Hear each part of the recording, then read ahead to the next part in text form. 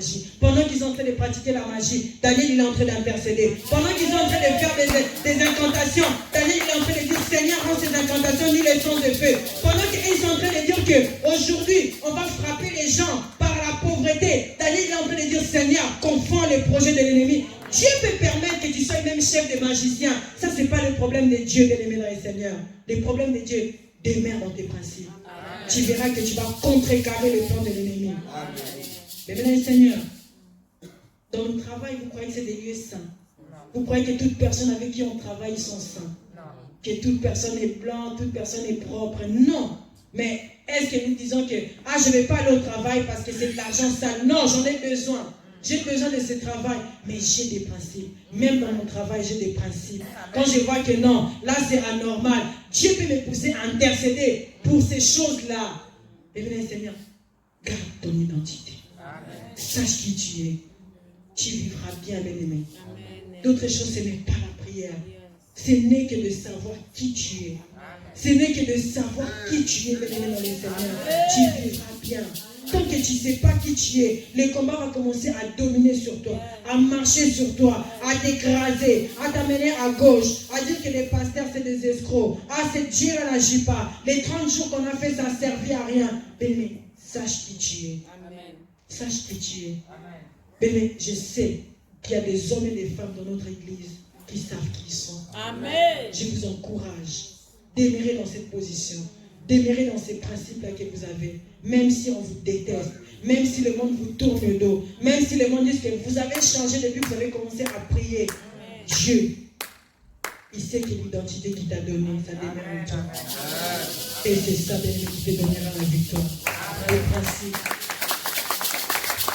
Alléluia. Alléluia. Le diable ne s'est pas arrêté là. Vous savez, lorsque nous gardons notre identité, le diable fera tout.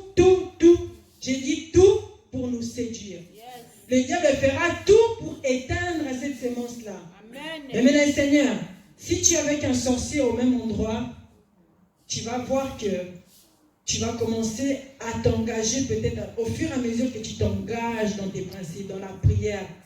Mais même s'il t'est présenté des gentillesses, il va exploser. Il va montrer sa méchanceté. Un jour ou l'autre, bien-aimé dans le Seigneur, la personne qui a la mauvaise sémence, tu le sauras. Un jour ou l'autre, même si la personne, quand tu es devant, il rigole, derrière, il te tout. Un jour, Dieu permettra que tu puisses voir comment il a envie de se moquer de toi. Vous savez ça? C'est pour ça qu'il faut demeurer dans les principes. Mais Daniel, les magiciens là, ils étaient sous ses pieds. Lorsque Daniel, il disait, aujourd'hui lundi, c'est la rencontre de tous les magiciens. Ils venaient aussi à la rencontre. Mais derrière Daniel, ils étaient en train de chercher. Qu'est-ce que nous allons faire? Parce que lui, il montre quoi? Comment ça se fait que lui, il sait interpréter tous les songes? Parce que lorsque le roi, il a donné le songe à Daniel, Daniel l'a interprété avec exactitude. Mais lis à la maison.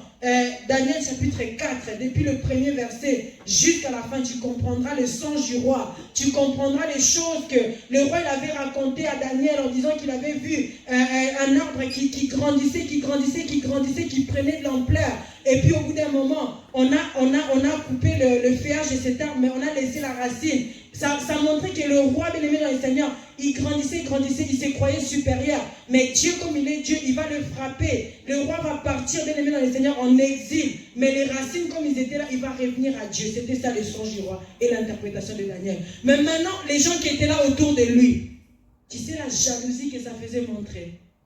La jalousie que ça faisait monter en eux-mêmes. Il y avait des astrologues, ils étaient incapables d'interpréter ça. Il y avait des magiciens, ils étaient incapables d'interpréter ça. Il y avait des devins, les devins que tu dis, ça veut dire quoi? Il a te donné la réponse, ils étaient incapables.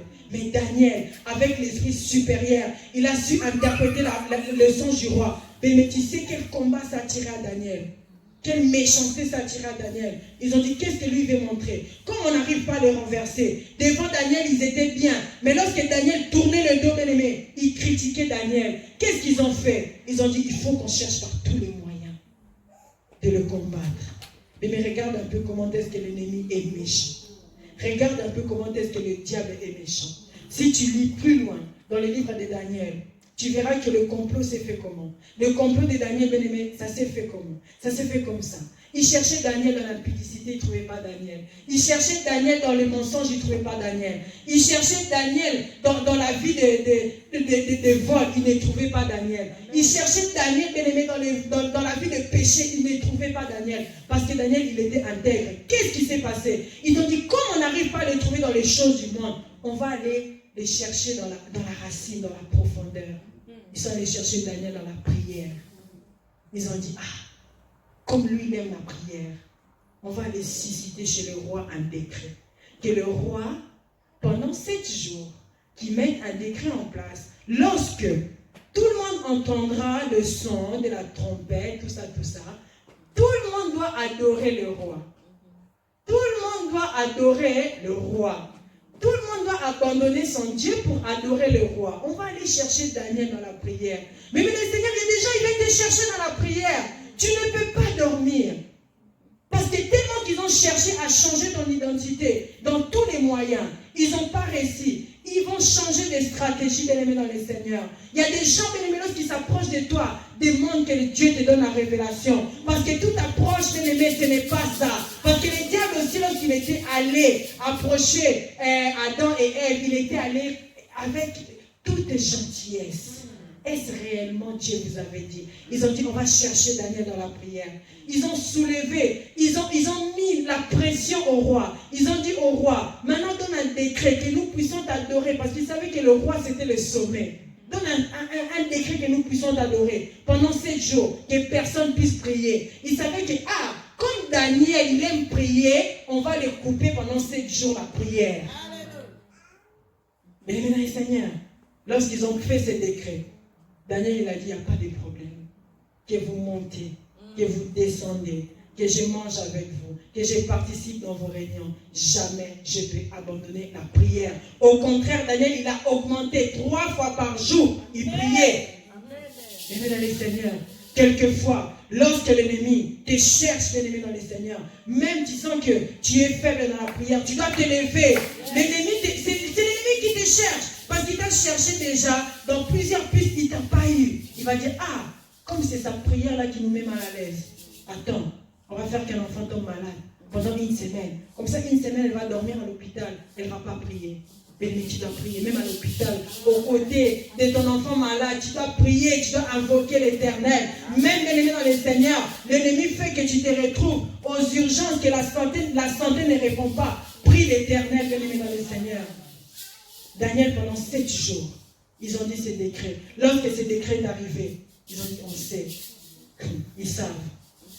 Nos ennemis nous connaissent très bien. Les ennemis de Daniel, ils savaient qu'au fond, cet homme-là, il ne va jamais abandonner la prière. On va aller la voir dans sa maison. On va les prendre en flagrant délit. Et vous savez comment, quand quelqu'un il prépare un coup, vous savez, aujourd'hui, il y a des gens qui nous préparent des coups. Ils mettent vraiment la caméra. Direct sur Facebook, direct sur si c'est quoi. Tu es suivi en flagrant délit, tu ne peux même pas nier. Même, ce n'est pas question de nier, même si tu te justifies, on ne va pas te croire parce qu'on t'a pris en flagrant délit. Daniel, on l'a pris en flagrant délit. En train de prier. Daniel, on l'a pris en train de prier. Il était agenouillé, il priait. Quand ils sont arrivés, ils ont dit, le roi, il avait donné un décret. Ils ont attrapé Daniel, ils l'ont amené chez le roi. Oh, bien-aimé dans les seigneurs. Regarde comment est-ce que le diable cherche à nous prendre à des flagrants délits. Ils ont mis 20 jours de prière. On va faire que un problème se passe à l'église pour qu'on dise qu'il ne prie pas le vrai Dieu. Bien-aimé les seigneurs, ils ont amené Daniel chez le roi. Lorsqu'ils ont amené Daniel, ils ont dit, voilà, nous, on a donné un décret. Tu as donné un décret qui était signé. Parce qu'à l'époque, lorsque le décret est signé, bien les seigneurs, le roi, il était obligé d'obéir à ce décret. On a donné un décret qui était signé, que personne pendant 7 jours pouvait prier son Dieu si ce n'est que d'adorer. Mais on a trouvé Daniel en train de prier son Dieu. Bien les seigneurs, qu'est-ce que le roi pouvait dire? Alors qu'auparavant, le roi savait que Daniel avait la sémence de Dieu. Le roi, il était obligé d'exécuter Daniel. Parce que le roi savait que si je n'exécute pas Daniel, c'est moi qu'on va lapider. Et puis le roi ne voulait jamais, en aucun cas, perdre sa place. Le roi, il va dire, maintenant par rapport à ça, les gens, ils ont dit non, il faut qu'on puisse les jeter dans la fosse au lion. Il faut qu'on puisse les changer.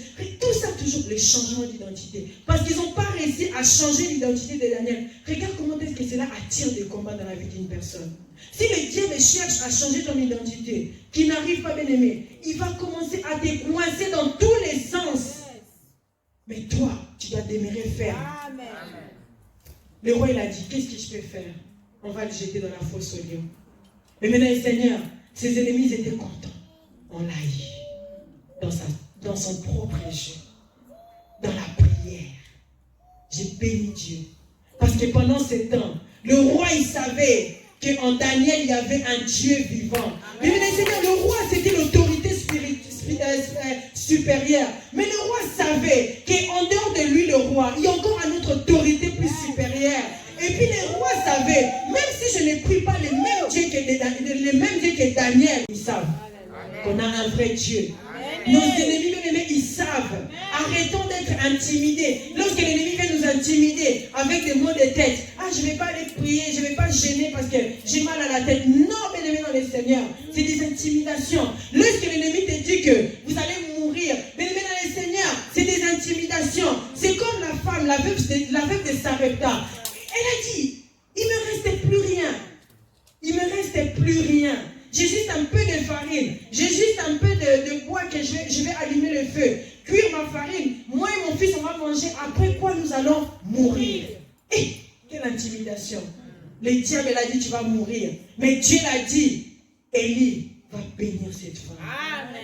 Mais lorsque nous voyons les intimidations, ça c'est le diable. Est-ce que nous cherchons à comprendre qu'est-ce que Dieu a dit par rapport à ces intimidations? Est-ce que Dieu a vraiment dit que moi aussi je vais mourir? Est-ce que Dieu a dit vraiment qu'il m'a abandonné? Mais Daniel, on l'a pris. On le prépare pour le jeter dans la fosse au lion. Daniel pouvait dire, pardon. Le roi, pardonne-moi. Mais Daniel, il a demeuré intègre. Dans la fosse au lion, il allait. Dans la fosse au lion, il allait. Il n'a pas dit, oh roi, je reconnais, je me suis mal comporté. Oh, bien-aimé dans le Seigneur. Lorsque tu sais que tu as un problème avec Dieu, réponds-toi vite. Mais lorsque tu sais que ce que tu fais est juste, demeure bien-aimé dans le Seigneur. Demeure ferme par rapport à ta décision.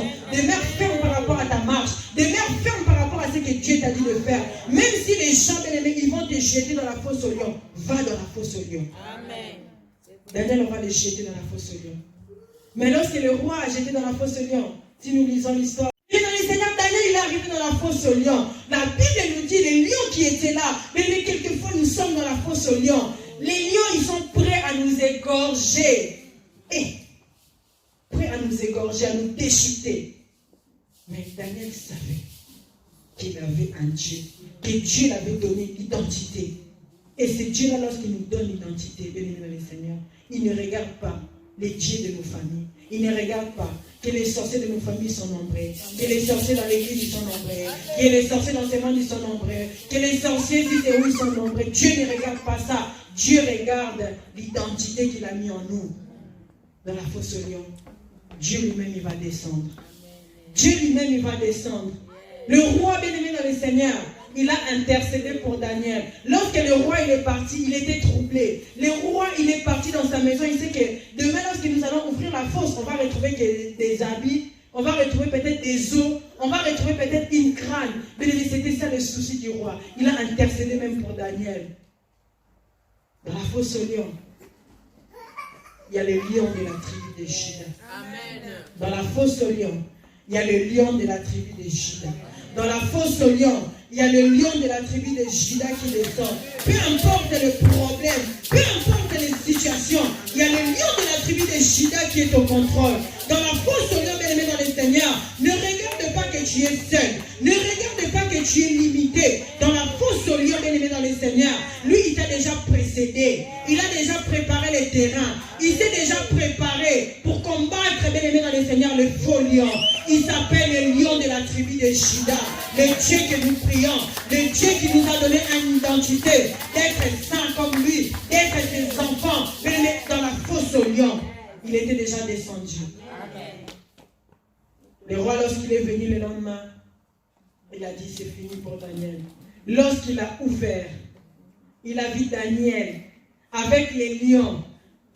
ses ennemis-là, les lions, ils étaient devenus fans de Daniel. Ils étaient devenus comme des nounours pour Daniel. Ils étaient devenus comme un moment de passe-temps pour Daniel. Le roi, il était dans la joie.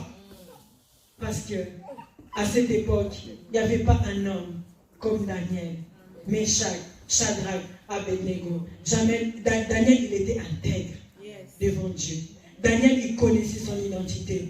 Dieu te dit ce matin, ne crains pas la fausse lion. Ne crains pas la fausse lion. Ne crains pas la fausse lion.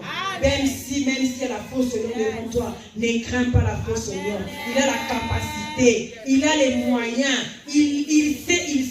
Ne crains pas la fausse lion. Pourquoi tu crains la fausse lion? Pourquoi que tu crois que tu seras mangé dans la fausse lion? Alors que Dieu te dit, garde ton intégrité. Garde ton intégrité. Garde ton intégrité. Même dans la fausse lion, il descendra.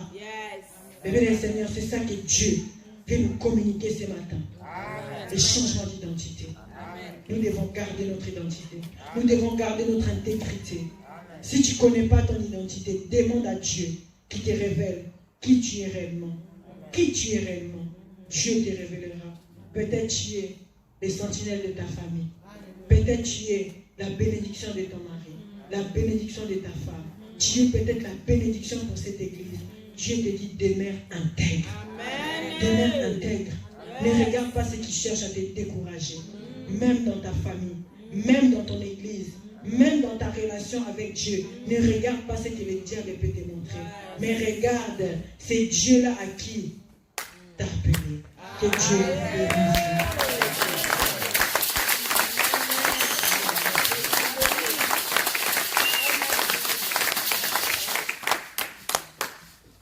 Alléluia. Amen.